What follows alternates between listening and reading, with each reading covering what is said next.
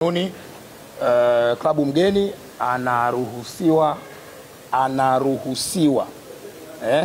kufanya mazoezi kwenye uwanja wa mchezo angalau mara moja kabla ya siku ya mchezo. Siku ya mchezo ni kesho na leo ni tarehe 24, na kanuni ile inasema kwamba ni muda ule wa mchezo, ambapo kwa mujibu wa ratiba yetu mchezo utafanyika saa 11 jioni.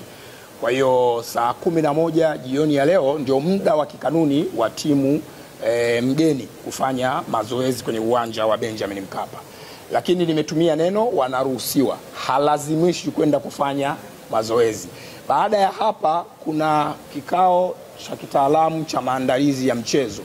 Kwenye kile kikao timu zote mbili zinakuwepo, na inawezekana uamuzi wa wao kwenda kufanya mazoezi au kutokwenda unaweza ukawa communicated huko. Kwa hiyo kwa sasa hivi hapa ninachoweza kusema ama kuwajuza wanahabari kwamba tuvute subira, confirmation yote ikishafanyika basi tutashare kupitia kurasa zetu, na nitawaalika wanahabari kwa ajili ya kufanya coverage kwenye dakika 15 za mwanzo za mazoezi ya timu mgeni.